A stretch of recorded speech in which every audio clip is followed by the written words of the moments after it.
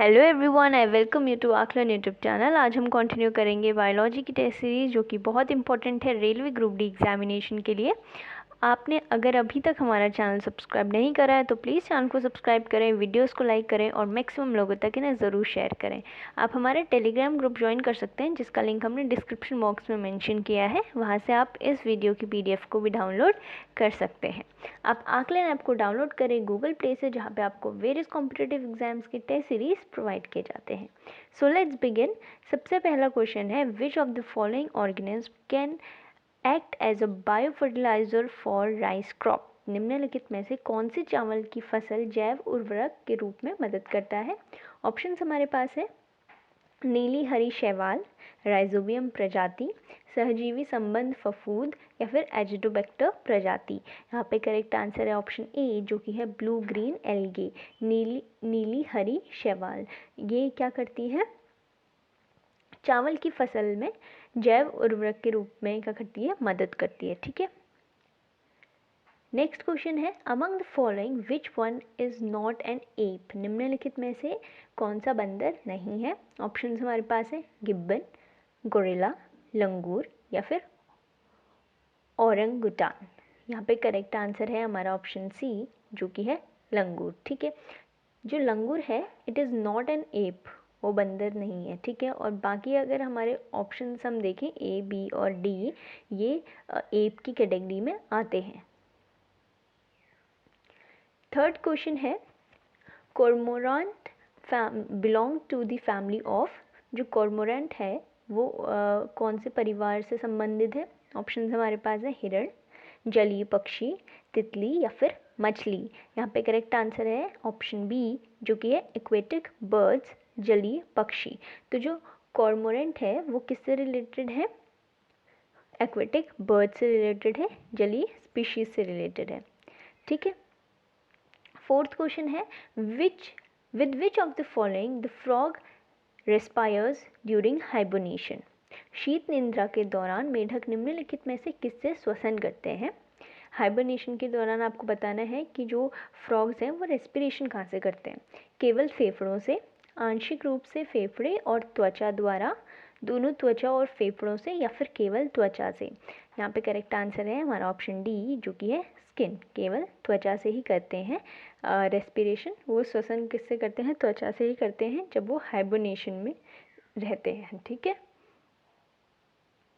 Fifth question है, which of the following is induced by oncogene. निम्नलिखित में से कौन ऑन्कोजीन द्वारा प्रेरित किया जाता है। ऑप्शन हमारे पास है पोलियो, कैंसर, डायरिया या फिर डेंगू।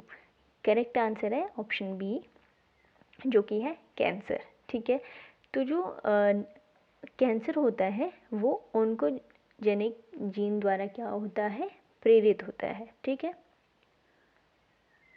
सिक्स्थ क्वेश्चन है, sodium pump operates in. Sodium pump dash में संचालित होता है। ऑप्शन हमारे पास है मांसपेशी संकुचन, हार्ट बीट, तंत्रिका आवेग या फिर उपरोक्त में से कोई नहीं। करेक्ट आंसर है हमारा ऑप्शन ए जो कि है मसल कॉन्ट्रैक्शन, मांसपेशी संकुचन। ठीक है, तो जो सोडियम पंप होता है वो मांसपेशी संकुचन में ऑपरेट करता है।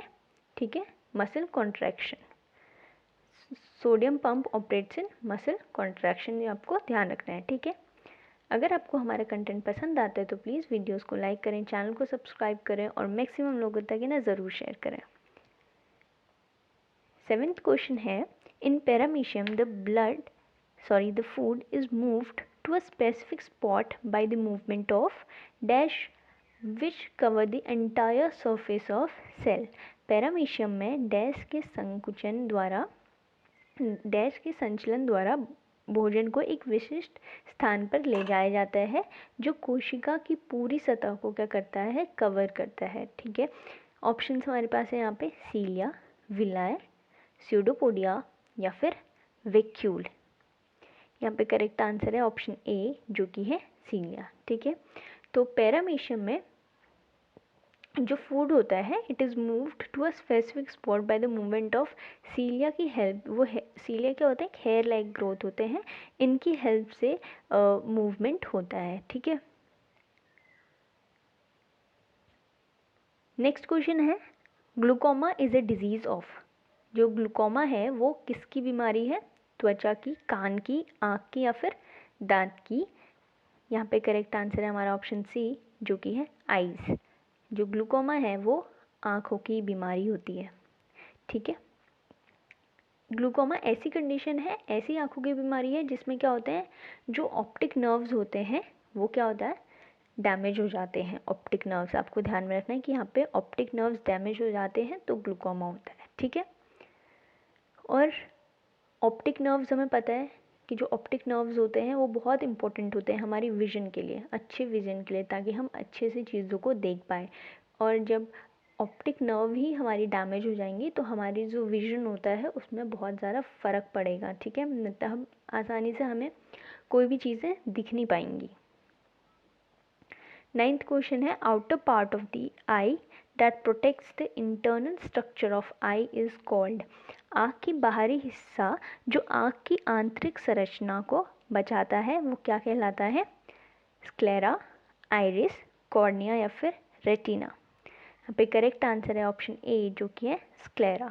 ठीक है, तो जो आँखों का बाहरी हिस्सा होता है जो, ठीक है, जो कि पूरे जो भी इंटरनल स्ट्रक्चर है आई के उसको प्रोटेक्ट करके रखता है, उसको हम बोलते हैं स्क्लेरा। 10th क्वेश्चन है, which one of the following 4 secretions is different from the remaining 3 in regard to its mode of transport from the source gland to the site of action? ठीक है, अब आपको पता है कि जब भी कोई भी सीक्रीशन रिलीज होता है तो एक उसका सोर्स होता है और एक होता है उसका साइट ऑफ एक्शन, जहाँ पे वो एक्ट करेगा।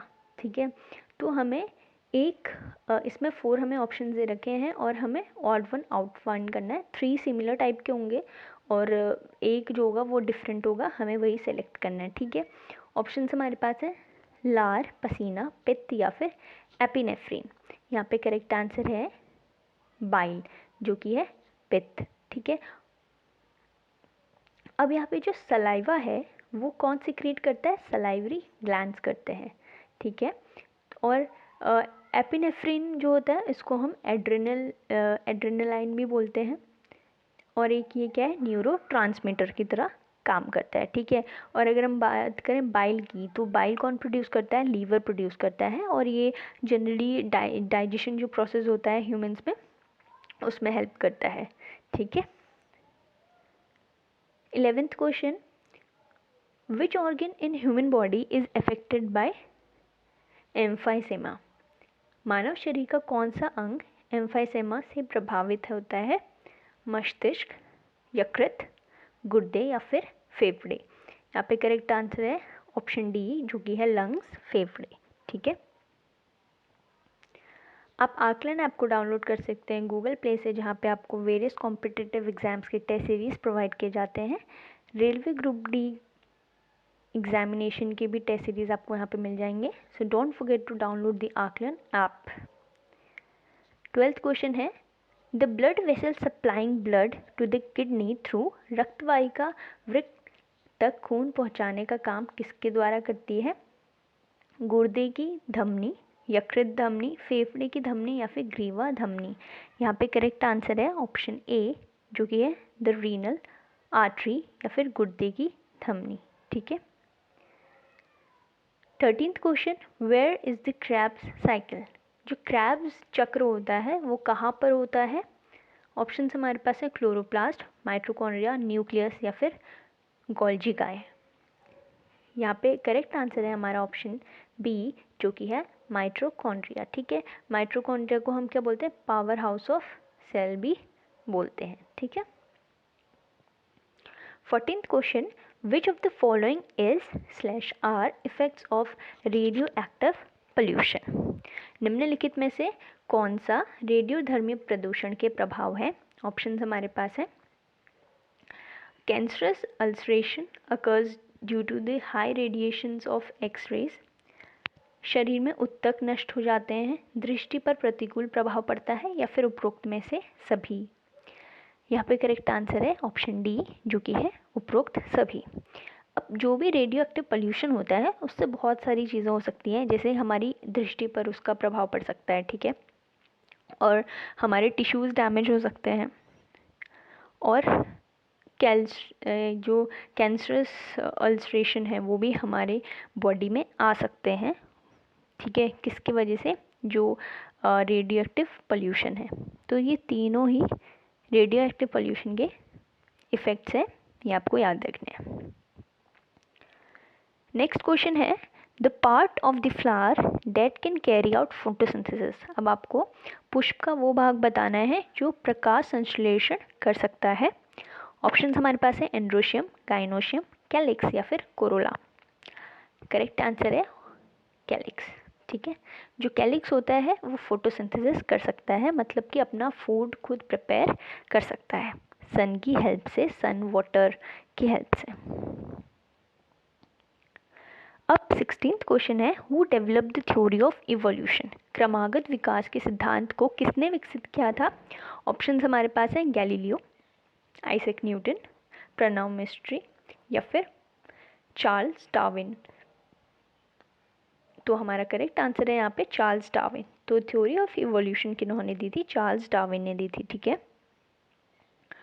आप हमारा टेलीग्राम ग्रुप ज्वाइन कर सकते हैं, जिसका लिंक हमने डिस्क्रिप्शन बॉक्स में मेंशन किया है। वहाँ से आपको इस वीडियो की PDF मिल जाएगी, तो आप उसे वहाँ से डाउनलोड कर सकते हैं। 17th क्वेश्चन है एन एंटीजन इज। आपको बताना है कि एक एंटीजन क्या है।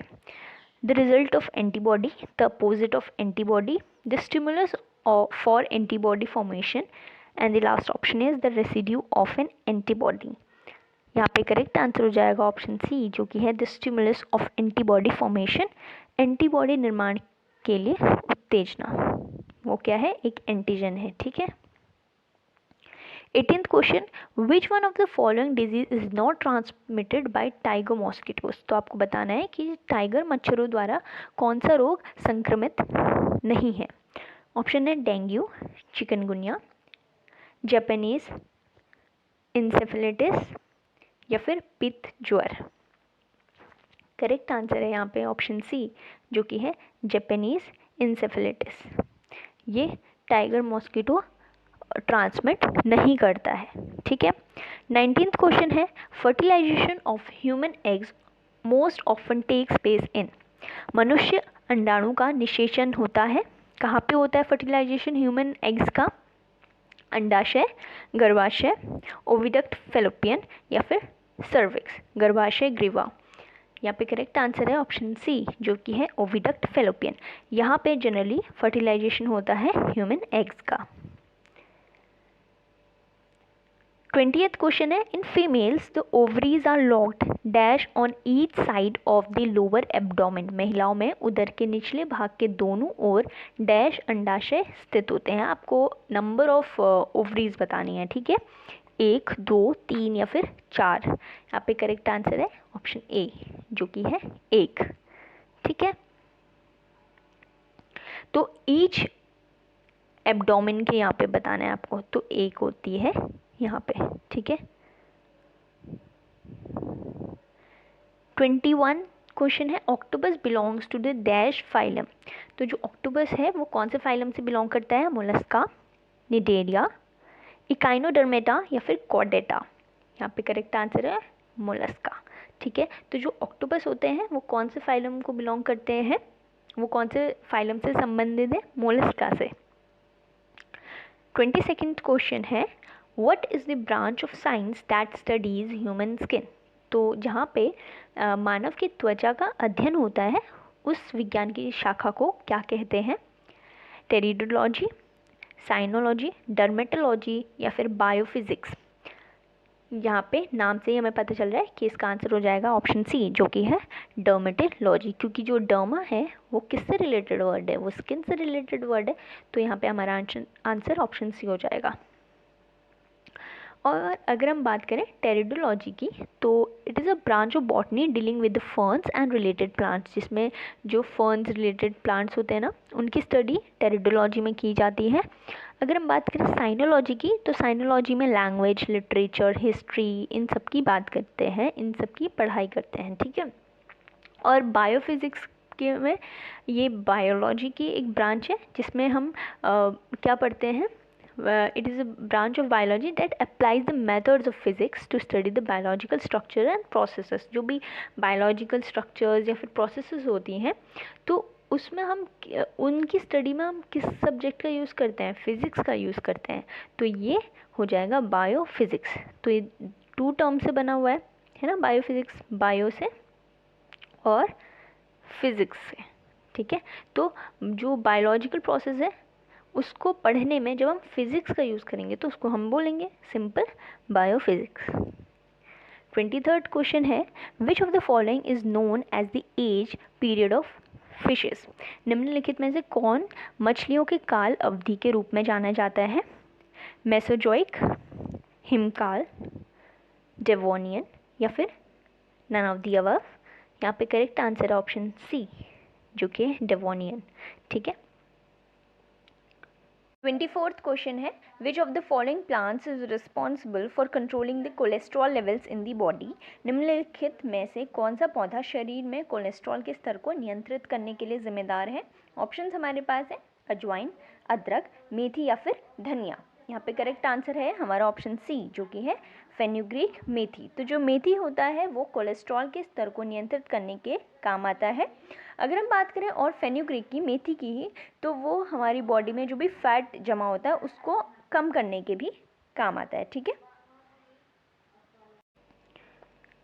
25th क्वेश्चन है, what is the scientific name of wheat. आपको यहाँ पे वीट का साइंटिफिक नेम बताना है, ठीक है। वीट का, गेहूं का वैज्ञानिक नेम बताना है। ऑप्शंस हमारे पास हैं जिया मेज, ट्रिटिकेल एस्टिवम, एविनिया सटाइवा या फिर ग्लाइसिन मैक्स। यहाँ पे करेक्ट आंसर है हमारा ऑप्शन बी जो कि है ट्राइटिकम एस्टिवम, ठीक है। तो जो ट्राइटिकम एस्टिवम है वो क्या है? वीट का वैज्ञानिक नेम है, गेहूं का वैज्ञानिक नेम है। Alright, wheat is a grass widely cultivated for its seeds, this grain is the world wide staple food. तो एक स्टेपल फूड है, ठीक है। और ये क्यों ग्रो किया जाता है? उसके सीड्स के लिए, आपको पता ही है ना। तो अगर आपको हमारा कंटेंट पसंद आया तो प्लीज़ वीडियोस को लाइक करें, चैनल को सब्सक्राइब करें और बेल आइकन को ज़रूर प्रेस करें ताकि आगे आने वाली इंपॉर्टेंट नोटिफिकेशंस आपसे मिस ना हो। आप गूगल प्ले से आकलन ऐप को डाउनलोड करें जहाँ पे आपको वेरियस कॉम्पिटिटिव एग्जाम्स के टेस्ट सीरीज प्रोवाइड किए जाते हैं। Thank you and have a good day.